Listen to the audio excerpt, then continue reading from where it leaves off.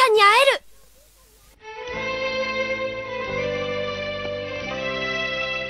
うん。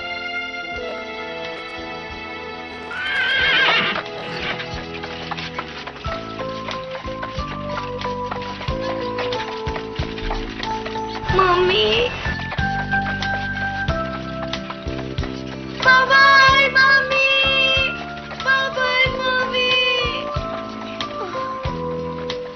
Jerry! Bye-bye, Jerry! Babalik ka! Jerry! Bye-bye! Bye-bye, Jerry! Bye-bye! Bye-bye! Bye-bye! Teddy. Bye, Jerry! Bye-bye! Bye-bye!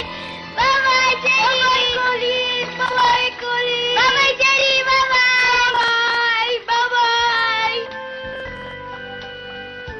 Yung pangako mo, Jerry, ha?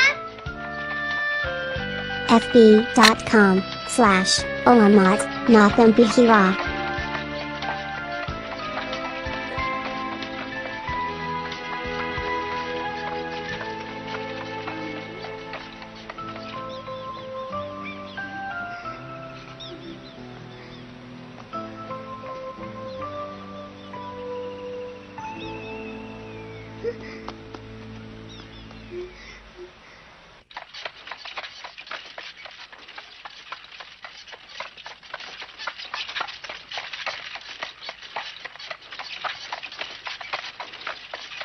Master Cedric, maraming salamat po sa ipinakita niyong kabaitan kay Colleen. Oh, Alam po ninyo, siya'y ulila ng lubos. Oh, pareho ang kanyang ina nang si Colleen na ipinanganak. At ang ama naman niya namatay daw taon ma-presyon dahil sa isang aksidente. Ang lola na lang niyang si Katie ang kasama niya doon sa court lodge. kawawa siya. Pero sa kabila ng lahat, mabait at masayahin si Colleen. Hindi siya iyakin, saka hindi rin siya tuwag. Magkaibigan na ho kami ni Colleen. Siya nga ba, Master Cedric? Doon sa maliit na bundok na yon. Umakyat kami ron kanina. Saka namitas din kami ng bulaklak. At mula ngayon, magkaibigan na kaming dalawa ni Colleen. Tatanawin po naming malaking utang na loob yun sa inyo. Naku po! Ya! Ya!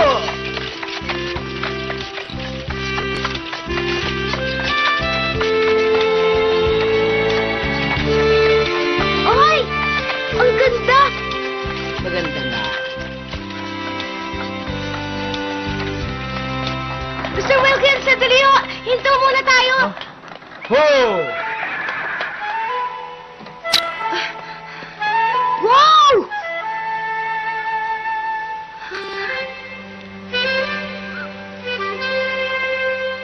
Ang ganda! Ang ganda-ganda po talaga! Talaga hong maganda. Nung bata pa po ang daddy ko, pinapanood din niya ang paglubog ng araw. Oho, at gaya ninyo, hangang-hanga din siya at gandang-ganda sa kanyang nakikita. Noon, sa sobrang pagkislap ng kanyang mga mata sa katuwaan, halos matalo niya ang kislap ng araw.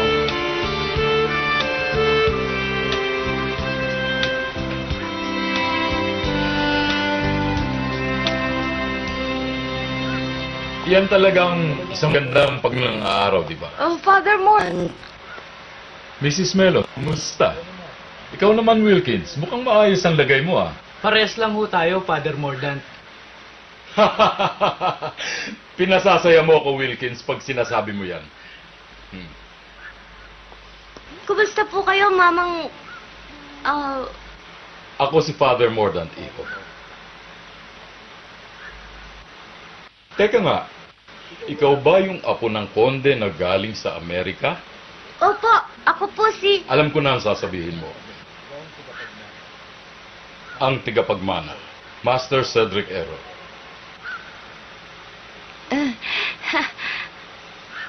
At gaya ng inaasahan ko, kamukhang kamukha mong iyong ama.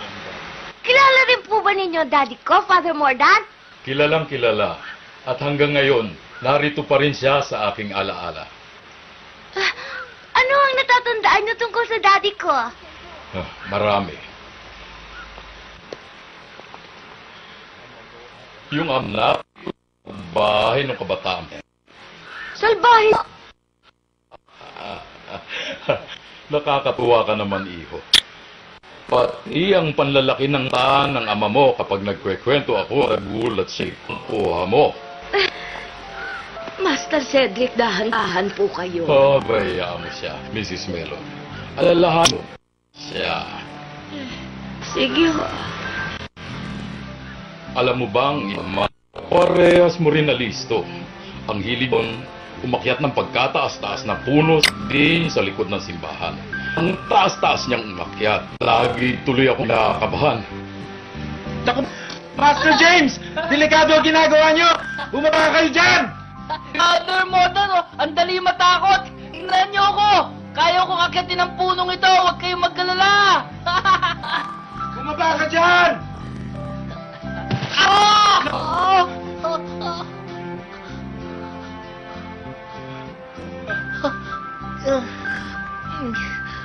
Wow! Nakaakyat po ba si Daddy sa tuktok na tuktok? Oo, gulat nga ako at nagawa niya yon. Ang galing pala ng Daddy ko. Talagang listo si Master James. Kahit na minsan matigas ang ulo niya. Kaya kaming lahat dito mahal na mahal namin siya. Alam mo bang mahilig siya magsimba? Noon din po, lagi kami nagsisimba ni na Mami at Di. Siya nga ba? Mabuti. Dadalasan ko na rin po ang pagsisimba. Sana, Master Cedric. Gawin mo yun. Opo. Master Cedric, gumagabi na ho. Kailangan umuwi na tayo. Opo, Mrs. Melon. Father Mort, ihahatid na ho namin kayo sa simbahan. Amat naman kung ganon, Mrs. Melon. Maraming salamat. Oops. Sakay na po kayo, Father.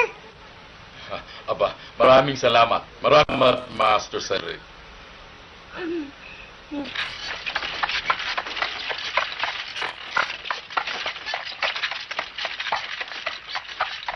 Siya nga pala, Miss. Di ba't malapit nang bumalik ang konde mula sa London? Oho. Babalik na ang lolo ko, Mrs. Melon. Oho, babalik na nga po siya. Wow! Magkikita na kami ni Lolo. Ingat po kayo, Master Cedric. Ay! Magkikita na kami ni Lolo ko. Magkikita na kami. Nasaktan ho ba kayo, Master Cedric? Talaga bang tuwan-tuwa ka at magkikita na kayo ng konde, Master Cedric? Oo, Father Mordan, kasi hindi pa kami nagkikita. Ganun ba? Ay.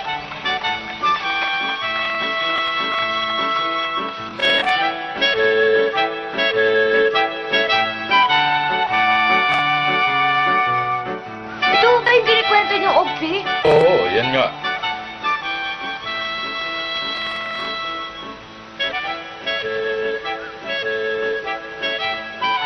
Palagay ko, kaya ito eh.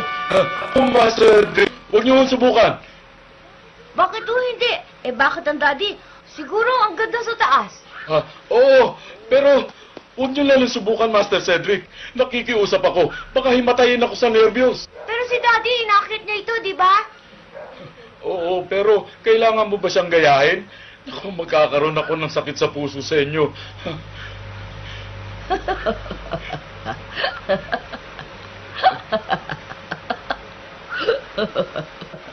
Naku, pinagtawanan pa ako nitong si Mrs. Melon.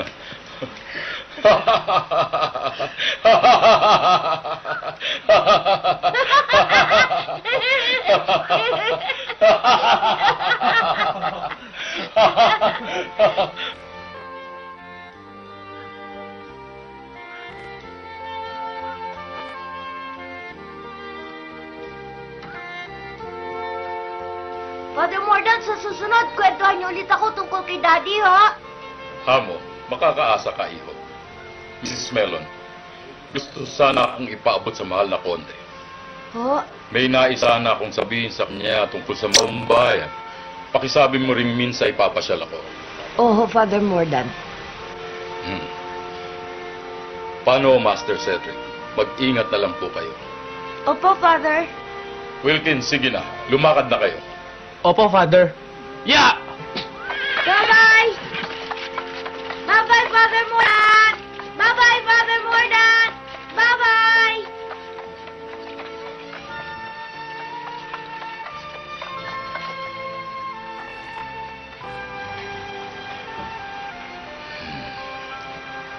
Kung mapagbabago lang ng batang yun ang ugali ng mahal na konde. Pero ano kaya't may gawin siyang makakasakit sa kalooban ng batang yun?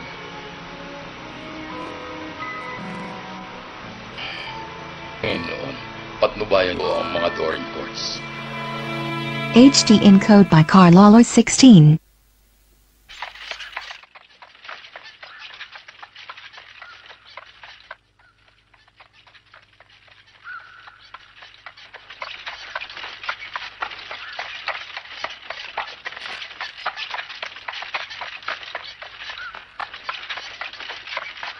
Aba! Wow! Kamukha ng painting na ginawin ni Daddy noon.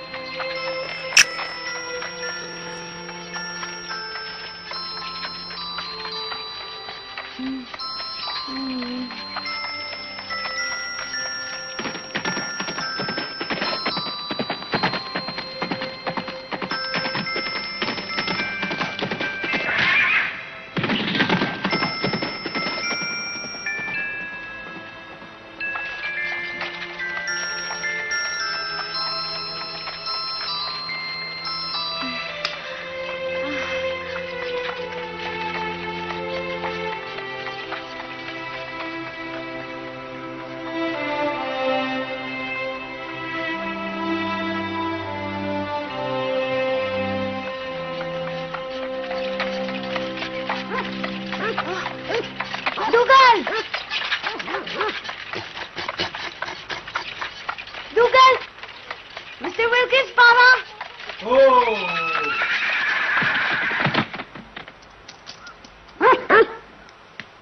Dugal, sinalubong mo ako, di ba? Di ba, Dugal?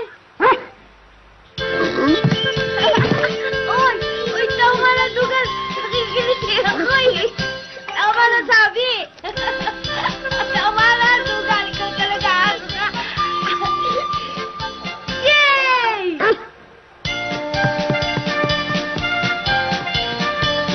Jane, ilang beses ko bang sasabihin sa iyo na hindi ka dapat na nag-iingay sa loob ng palasyo? Naku, pasensya na po kayo. Excited lang po ako na makita ko si Master Cedric. Tumigil ka. Huwag kang babanggit tungkol sa ginawang paglalayas kanina ni Master Cedric. Ho? Napakapabayaan niyo kasi. Kapag nalaman ito ng konde, ako tiyak ang makakagalitan. Hindi kasi kayo nag-iingat.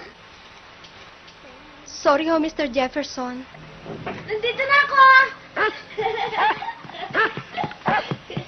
Dugal! Dali! Masayang pagbabalik, Master Cedric. Jane, pasensya ka na sa ginawa ko, ha? Wala pong anuman yon. Ang mahalaga ligtas kayo, Master Cedric. Naku. Master Cedric, ipagpaumanhin po ninyo, pero hindi kayo dapat nagtatatakbong parang elepante sa loob ng palasyo. Oo. At hindi rin po kayo dapat na umaalis kailanman. Bukas darating ng mahal na konde. Hindi dapat na maging ganyan ang asal ninyo, Master Cedric. Hindi na po mauulit yun. O, nakakagalitan na naman ba si Master Cedric? Tama na yan, hindi na mauulit yun. Mabuti na inatatanim sa kanyang isipan. Bukas, darating ng mahal na konde. Baka dumating yun ang ganyan ang kanyang inaasal. Nakakahiya. Opo, Mr. Jefferson. Oh, Teddy! Andito ka na pala? Bumalik na ako, Brigitte. Huh? Nakatawa ka pa, ha? Nag-alala sa'yo si Mr. Jefferson. Oy! Nakagalitan na nga niya ako eh. Ha? Tara, Dugal, balik na tayo.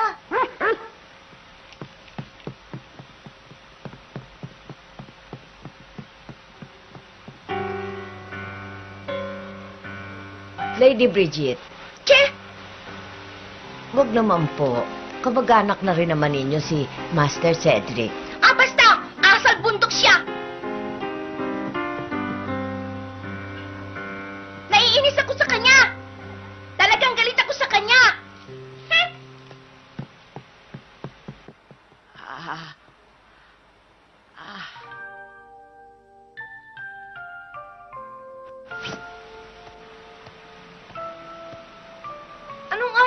darating ni Lolo bukas? Siguro po makapananghalian. Naku, gustong-gusto ko na siya makita. Ako, Master Cedric, hindi po. Ha, bakit? Wala po. Ayos na po ang inyong kama, matulog na po kayo. Salamat, Jane. Walang anuman po. Good night.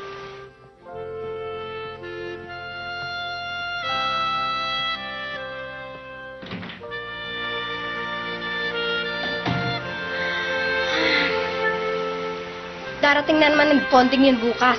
Magiging impyerno naman ang palasyong ito.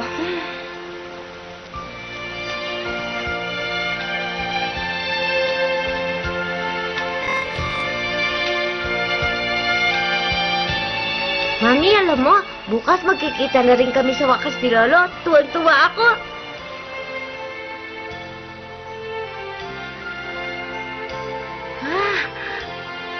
Yay!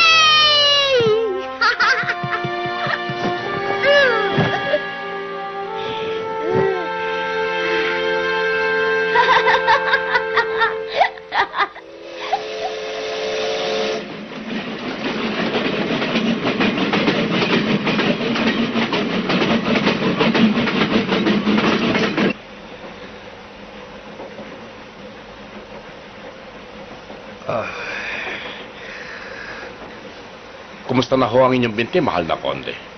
Masakit pa rin.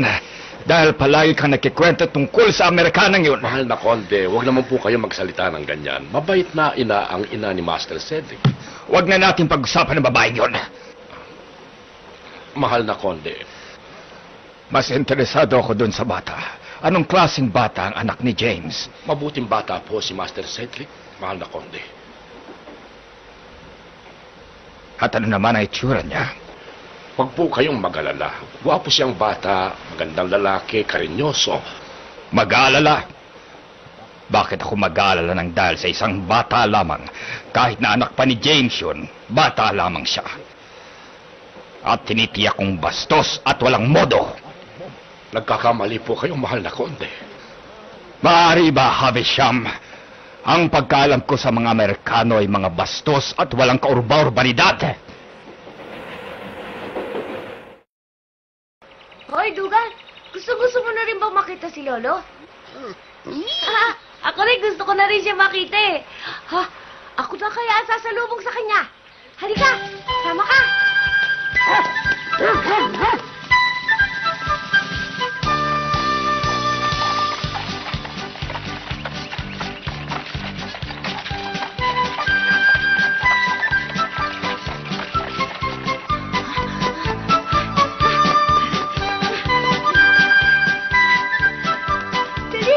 Dali, Dugan.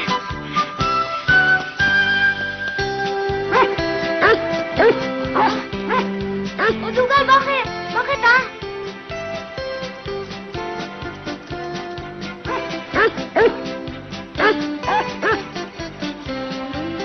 Alam ko na! May alam kang shortcut! Kita na!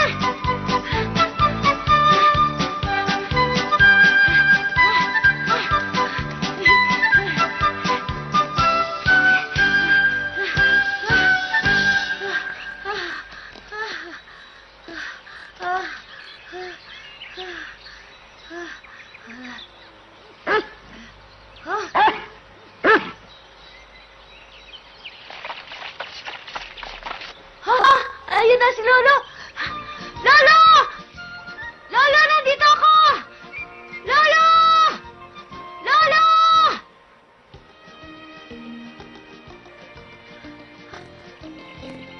No! Dali, Dugan! Lolo!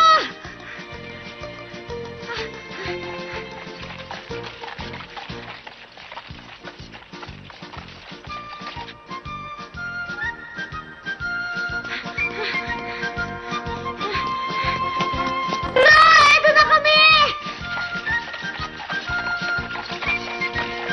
Lolo!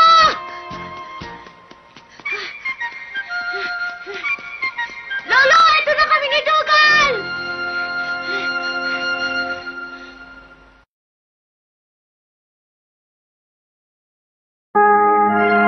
Sila ni Teddy Ano naman kaya ang gagawin ni Cedric kapag nagkakilala na sila ng kanyang lolo? Abangan bukas dito sa Cedric, ang Munting Prinsipe.